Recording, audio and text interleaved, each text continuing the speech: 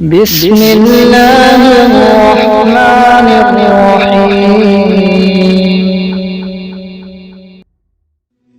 Golden vision channel کے محترم دوستو، آج کل کے اس دور میں بہت سے لوگ جادو اور جنات سے بہت غلط کام کروانے کی کوشش کرتے ہیں۔ بعض اوقات پاک دامن لڑکیوں کو جادو اور جنات کے ذریعے حاصل کرنے کی کوشش کی جاتی ہے۔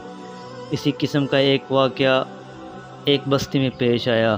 بستی کے اندر جامعہ مسجد کے خطیب تھے، جن کی بہت خوبصورت بیٹی تھی جو جامعہ میں پڑھتی تھی۔ ایک دن وہ جامعہ سے پڑھ کر واپس گھر آئی۔ گاڑی سے اترتے وقت ایک لڑکے نے اس کا چہرہ دیکھ لیا۔ لڑکی بہت حسینہ جمیلہ تھی، لڑکے کو پسند آئی۔ اس نے پتہ کیا کہ لڑکی خطیب صاحب کی بیٹی ہے۔ لڑکے نے اسی دن سے صف اول میں نماز پڑھنے کا اہتمام شروع کیا۔ اذان سنتے ہی وہ مسجد کے دروازے پر پہنچ جاتا، نماز تلاوت قرآن پاک میں مشغول رہتا۔ جہاں 6-7 ماہ تک وہ اسی معمولات کی پابندی کرتا رہا۔ اس کے بعد اس نے اپنے والد سے شادی کی خواہش کا اظہار کیا۔ والد نے کہا ٹھیک ہے، دیکھ لیں گے مناسب رشتہ۔ اس نے کہا کہ لڑکی میں نے دیکھ لی ہے، آپ اس کے والد صاحب سے بات کریں۔ والد کے پوچھنے پر اس نے خطیب صاحب کی بیٹی کے بارے میں بتایا۔ اس نے کہا یہ تو بہت ہی اچھی بات ہے، امام صاحب سے ملتے ہیں۔ لڑکے کا والد چند محلے داروں کو ساتھ لے کر امام صاحب کی خدمت میں حاضر ہوا۔ امام نے لڑکے کے بارے میں پوچھا، انہوں نے اسی لڑکے کی طرف اشارہ کیا۔ خطیب نے لڑکے کی دینداری دیکھ کر رشتہ لڑکی سے مشورہ کرنے اور رضامندی ظاہر کرنے پر قبول کی۔ چنانچہ رشتہ طے ہوا۔ 6-7 ماہ بعد شادی ہوئی۔ شادی کے کچھ عرصہ بعد لڑکے نے نماز پڑھنے میں سستی شروع کر دی اور 1-2 ماہ کے بعد لڑکے نے داڑھی کٹا دی۔ گھر آنے پر لڑکی نے سخت ناراضگی کا اظہار کیا۔ اس نے کہا کہ یہ نماز ہے تو میں تمہیں حاصل کرنے کے لیے پڑھ رہا تھا، اب میرا مقصد حاصل ہو چکا ہے، اب کیا ضرورت۔ لڑکی یہ سن کر بہت افسردہ ہوئی اور ساری بات جا کر اپنے والد صاحب کو بتا دی، اور اس بے دین کے ساتھ ایک دن بھی رہنا گوارا نہیں چاہتی، یہ اس نے اپنے والد صاحب سے کہا۔ یہ معاملہ محکمہ عدل تک پہنچ گیا۔ قاضی نے دونوں میں تفریق کا فیصلہ کیا۔ لڑکا بہت پریشان ہوا، اس نے بہت کوشش کی لیکن لڑکی کو دوبارہ نہ پا سکا۔ لڑکے نے ایک جادوگر سے مدد حاصل کرنے کا فیصلہ کیا۔ جادوگر نے بڑی رقم ادا کرنے کا مطالبہ کیا۔ لڑکے نے سارے پیسے پیشگی ادا کیے۔ کچھ دن گزرنے کے بعد جب لڑکے نے جادوگر سے پوچھا تو جادوگر نے کہا کہ مجھے کچھ مزید پیسوں کی ضرورت ہے۔ لڑکے نے فی الفور وہ بھی ادا کر دیے اور کہا کہ تمہیں جتنے پیسے چاہیے ہوں وہ لے لینا، لیکن میرا کام ہونا چاہیے، پیسوں کی فکر نہ کرنا۔ 1 ماہ بعد گزر جانے کے بعد جادوگر نے لڑکے کو بتایا کہ آ جاؤ، اپنے پیسے لے جاؤ، تمہارا کام کسی صورت میں ممکن نہیں۔ جب وہ لڑکا جادوگر کے کمرے میں پہنچا تو جادوگر ایک بڑا چاقو ہاتھ میں لیے کھڑا ہے۔ لڑکے نے حیرت زدہ انداز میں پوچھا یہ کیا کر رہے ہو؟ جادوگر نے کہا مجھے قتل کر دو ورنہ میرا اور تمہارا بھی قتل ہو جائے گا۔ لڑکے نے کہا کہ میں تمہارا قتل نہیں کر سکتا، لہذا میرے پیسے واپس دے دو۔ اس نے پیسے دے دیے۔ لڑکا پیسے لے کر واپس بھاگنے لگا۔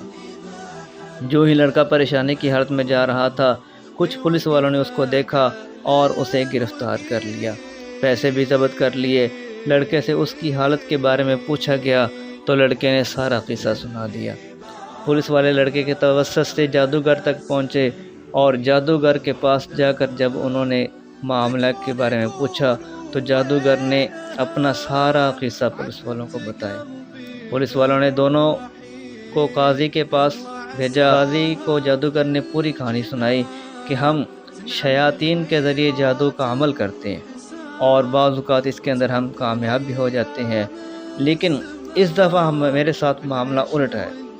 اس لڑکی پر جب میں نے عمل کیا اور شیاطین سے مدد حاصل کرنے کی کوشش کی تو لڑکی کے گھر کی حفاظت پر فرشتے مامور تھے۔ پھر میں نے دوسرا عمل کیا، شیاطین کو بھیجا، تب بھی لڑکی کے گھر پر فرشتے مامور تھے، لیکن اب فرشتوں کی تعداد اس سے زیادہ تھی۔ اس کے بعد میں نے تیسری دفعہ شیاطین سے مدد لینے کی کوشش کی۔ جب شیاطین لڑکی کے گھر کے پاس گئے تو دیکھا کہ وہاں جبرائیل امین علیہ السلام کھڑے ہیں۔ اس کے بعد شیاطین نے ان لڑکی کے گھر کی طرف جانا گوارا نہ کیا۔ اب وہ شیاطین مجھے مارنے پر تلے ہوئے ہیں۔ قاضی حیران ہوا اور اس نے خطیب صاحب کو بلایا۔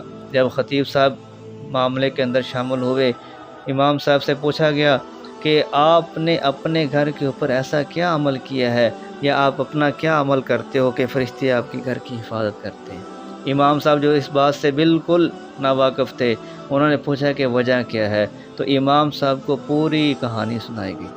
تو خطیب صاحب نے کہا کہ ہمارے گھر میں روزانہ صبح سورہ بقرہ کی تلاوت ہوتی ہے، اور فرمایا کہ جس گھر میں سورہ بقرہ کی تلاوت ہوتی ہے وہاں پر جنات اور شیاطین اثر انداز نہیں ہوتے۔ گولڈن ویژن چینل کے محترم دوستو، آج ہم اپنے دین کو بھول گئے۔ آج ہم نے دین پر عمل کرنا چھوڑ دیا ہے۔ آج ہم شیاطین سے ڈرتے ہیں، آج ہم جنات سے ڈرتے ہیں۔ اللہ تبارک و تعالیٰ نے قرآن پاک کی ہمیں نعمت عطا فرمائی ہے۔ یہ ایسی نعمت ہے کہ جنات اور شیاطین اس کے آگے بے بس ہیں۔ آج سے ہم کوشش کریں کہ سب سے پہلے تو ہم اپنے اعمال کو پابندی سے ادا کریں، قرآن پاک کی تلاوت کریں، نماز ادا کریں اور اللہ تبارک و تعالیٰ کی عبادت کریں۔ اگر آج ہم اپنے اعمال کو بہتر بنا لیں تو جنات اور شیاطین تو کیا، بڑے سے بڑا دشمن ہمارا کسی قسم کا نقصان نہیں کر سکتا۔ اللہ تبارک و تعالیٰ ہمیں جنات اور شیاطین سے بچائے۔ اللہ تبارک و تعالیٰ ہمیں نیک اعمال پابندی سے ادا کرنے کی توفیق عطا فرمائے، قرآن پاک پڑھنے کی توفیق عطا فرمائے، عمل کرنے کی توفیق عطا فرمائے۔ اپنا خیال رکھیے گا، ملتے ہیں انشاءاللہ اگلی ویڈیو میں۔ إن غبت سموني القتيل